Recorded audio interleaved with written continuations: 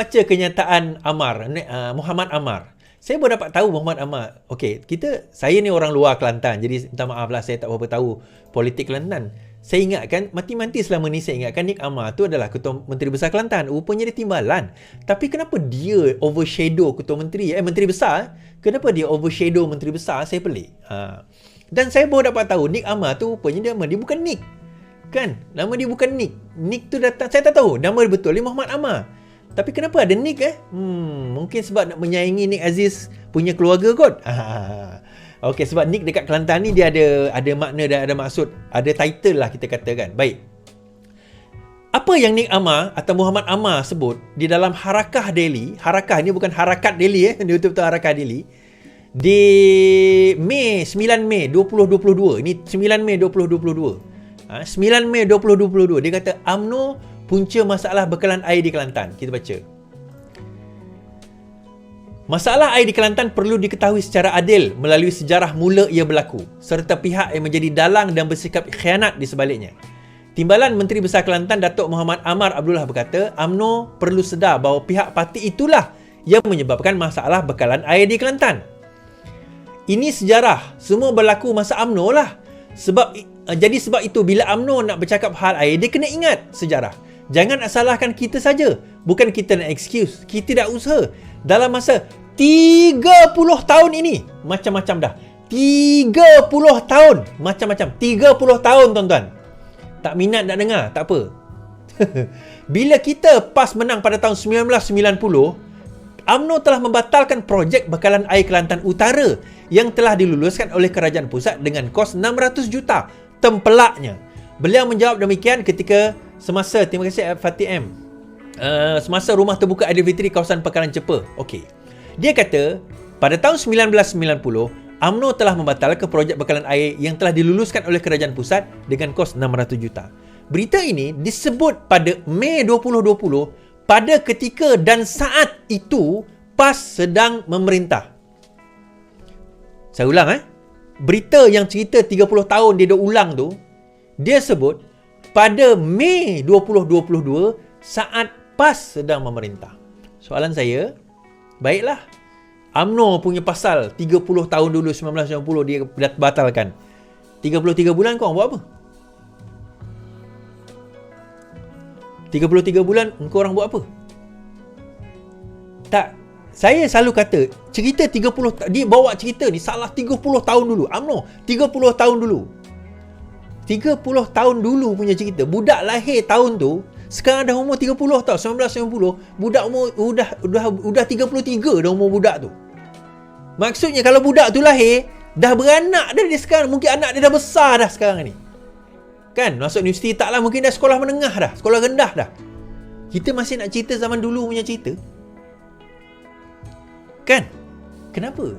Nak menunjukkan bahawa bila dia macam ni, tuan-tuan. Pemimpin yang hebat, dia akan mencari jalan.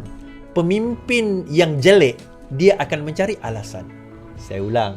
Pemimpin yang hebat, dia akan mencari jalan. Pemimpin yang jelek, dia akan mencari alasan. Pak Suman, terima kasih Pak Suman. Kan? Alasan. So alasannya apa? Orang ini salah, orang itu salah, orang sana salah, orang sinun salah, orang sana salah, orang atas salah, UMNO salah, PH salah, DAP salah, semua salah. Dia tak salah. Kami tak salah. Kami bukan nak cari excuse. 30 tahun kami memerintah ni. 400 juta kerajaan bagi kami dalam bentuk royalty. Kami beli Mercedes. Kami tak salah. 400 juta tahun 2019 Lim Guan Eng bagi kepada Kelantan. 200 juta diberikan oleh Zafrul pada tahun 2020. 200 juta lagi diberikan oleh Zafrul pada tahun 2021. Saya tak tahu 2022 berapa. Still. Tapi pada tahun 2020 sampai tahun 2022, 33 bulan PAS memerintah. Menteri undang-undangnya PAS. Banyak di kalangan kabinetnya adalah orang PAS. Mereka berada di dalam kerajaan di mana PAS juga ada kuasa. Tetapi yang salah masih UMNO, tuan-tuan. Tak, saya tak menafikan UMNO mungkin ada dia punya salah dan juga dia punya perbuatan dia dan sebagainya. Kamu kata ini salah kerajaan pusat. Habis kamu buat apa?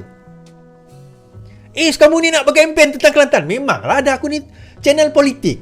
Kalau kamu nak cari channel orang berlari golek-golek, gelek-gelek, channel lain. Channel ni tak ada. Ini channel politik. Memang saya cakap tentang politik. Aku salah channel ke ni? Kenapa channel ni cakap dengan politik? Memang ni channel politik. Kita nak kata macam mana? Kali kalau nak cari channel gelek-gelek, itu pergi tempat lain. Minta maaf, sini tak ada. Tak ada gelek-gelek punya, minta maaf Sini tak ada gelek-gelek punya. Dan ini itu saya kata kadang-kadang ada ke orang PAS ni bijak tuan-tuan. Dulu saya kata ada ke orang UMNO ni bijak. Sekarang ni benda ni berjangkit kepada PAS pula. Kan? Kita lah lama, kita 11 tahun biasalah kan.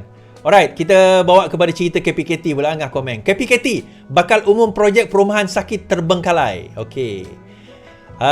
Shah Alam, Kementerian Pembangunan KPKT akan mengadakan sidang media pada 9 Mei ini bagi memaklumkan status terkini projek perumahan lewat sakit dan terbengkalai menerusi program Prima.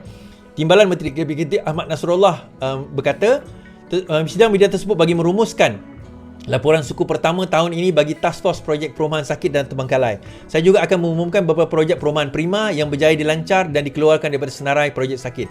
Ada antaranya merupakan projek yang saya bangkitkan sewaktu menjadi Ahli Parlimen Johor sebagai Ketua Angkatan Muda Keadilan kini telah dilancarkan. Tambahan beliau, semasa sidang Parlimen, sekurang-kurangnya 10 projek sakit prima akan dipulihkan pada tahun ini, insya-Allah. Kita akan terus berusaha. Kenapa saya nak buat cerita ni tuan-tuan? Ada satu projek sakit di Sarawak. Dan dia melibatkan adik saya sendiri. Ya, Ben Morni juga. Dan muka dia sebiji muka saya. Kalau ada dia cerita dia pernah kena tahan polis, adik saya tu kan, adik lelaki. Dia adik saya nombor 8. Dia pernah kena tahan polis. Tu polis tu tengok dia, bukan tahan, maksudnya Roblox, tengah Roblox tu kan. Dia tengok muka adik saya. Dia tengok muka saya. Awak ni adik Iswari Murni. Dia kata. Adik saya cakap, betul. Dia kata, adik Iswari Murni. Oh, okey, muka sama, dia kata. So adik saya tu dia ada beli rumah. Dan rumah tu sekarang ni terbengkalai. Dia dianggap sebagai projek sakit. Dan kenapa saya nak buat benda ni? Sebab ini antara perkara yang saya nak bangkitkan lah kepada Akmal Nasir nanti, terutama tentang projek tersebut. Dan bukan projek itu saja. Mana-mana projek yang melibatkan di Sarawak ni, terutama di Sarawak ni yang melibatkan projek-projek sakit ni. Dan yang sebenarnya menyebabkan ramai yang berhutang. Dan dalam mereka berhutang, rumah tak siap, dia tak boleh nak jual, dia tak boleh nak pindah bilik, tetapi loan tetap nak kena bayar. Projek sakit ni tuan-tuan, sebenarnya dia bukan efek sahaja kepada pengguna, tetapi dia juga efek kepada kerajaan, terutama apabila perkara-perkara ini akan memberi efek kepada terutama ialah bila dia tak berjaya dibina, dia tak boleh nak kutip cukai dan sebagainya, dia akan efek kepada kerajaan directly or indirectly. So ini antara perkara yang perlu kita lakukan. Dan kalau tuan-tuan dan puan-puan ada di antara benda yang nak diusulkan berkenaan dengan projek-projek sakit ini, boleh terus usul kepada KPKT di kawasan terdekat anda. Dan jangan biarkan pengusaha-pengusaha ni nak buat rumah, lepas tu tak berjaya, cabut lagi. Baik, berkenaan dengan pilih bomba tuan-tuan. Tak habis lagi cerita pilih bomba ni. Semalam cerita pilih bomba kan. Hari ni kita sambung lagi sikit cerita pilih bomba. Guna pilih bomba tanpa kebenaran, ahli parlimen disuruh minta maaf. Guna pilih bomba, ahli parlimen diseru minta maaf, kata menteri. Ngah Koming menyeru seorang ahli parlimen meminta maaf menggunakan pilih bomba tanpa kebenaran di Kelantan. Menteri Pembangunan itu berkata kerana tiada permohonan diterima dari pihak bomba negeri. Ini hari ini punya berita. Saya menyeru mana-mana pihak yang terlibat, saya tak nak sebut nama, walaupun sudah diketahui umum, wajib mohon maaf daripada bomba. Saya difahamkan oleh pegawai yang memang ada ahli parlimen disebut dilaporkan media berkata dia ambil air itu dengan kebenaran bomba. Tetapi hasil siasatan jelas pengarah bomba negara sahkan yang tidak ada sebarang kebenaran. Dan untuk makluman tuan-tuan dan puan-puan juga, adalah satu kesalahan undang-undang. Sekiranya menyalahgunakan kemudahan paip pilih bomba ni tuan-tuan. Kesalahan undang-undang di bawah Akta Bomba Malaysia. Saya share sahaja supaya jangan kita menyalahgunakan pilih bomba ni. Dia boleh didenda sehingga RM5,000 dan dipenjara sehingga 3 tahun penjara. RM5,000 sehingga 3 tahun penjara. Baik, saya share supaya kita berhati-hati dalam nak vandalizekan ataupun menggunakan secara tidak patut barang-barang awam ni kan.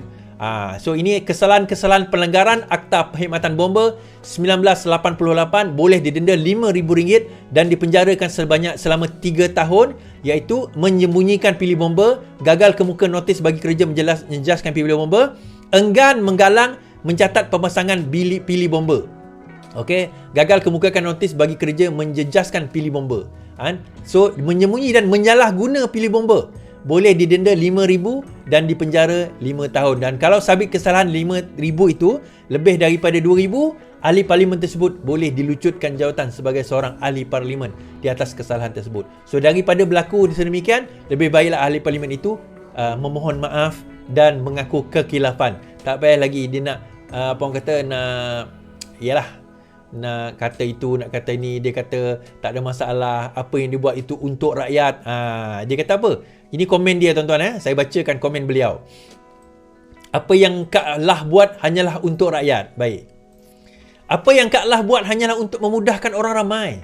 Ahli Parlimen Rantau Panjang Siti Zailah Muhammad Yusof menjelaskan penggunaan saluran paip di negeri itu adalah secara bersama antara air Kelantan Sdn Bhd dan Jabatan Bomba. Justru itu, kata pemimpin PAS itu, tindakannya mengambil air dari JBPM itu hanyalah memudahkan orang ramai yang memerlukan. Mempertahankan tindakan dalam isu penggunaan air dan pilih bomba itu, bekas Menteri Timbalan Pembangunan Wanita, keluarga masyarakat itu menganggap tidak timbul istilah mencuri dalam kes berkenaan. Jelasnya, tindakan pasukan hikmatnya mengambil air memang dalam pengetahuan pihak bomba.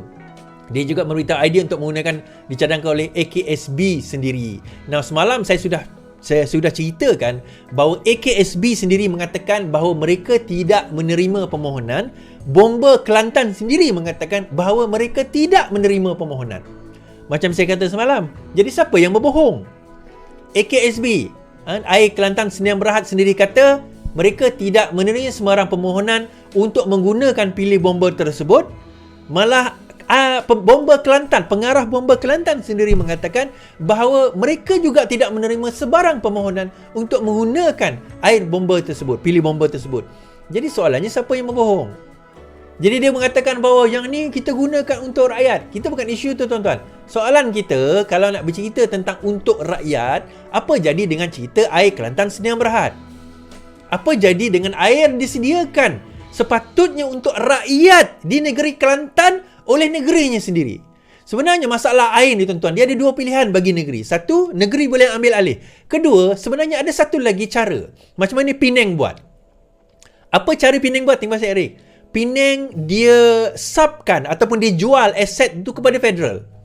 Pemilikan aset air itu, kalau tak silap saya, dijual kepada federal. Federal yang ambil alih. Selepas itu, Penang atau negeri yang jalankan. Dia ada kaedah. Sebenarnya boleh je formula yang nak digunakan macam mana tata cara sekalipun, tetapi yang penting bagaimana, saya kata bagaimana kerajaan negeri, pemerintah, ketua menteri besar Kelantan, timbalan ketua menteri Kelantan nak memikirkan perkara ini dengan kaedah yang lebih baik demi untuk kesejahteraan rakyat. Kesejahteraan rakyat itu sebenarnya. Tetapi nampaknya benda ini tak selesai-selesai, jadi kita pelik. Kenapa benda ini tak selesai-selesai selepas lebih 30 tahun, kita kata. Selepas lebih 30 tahun.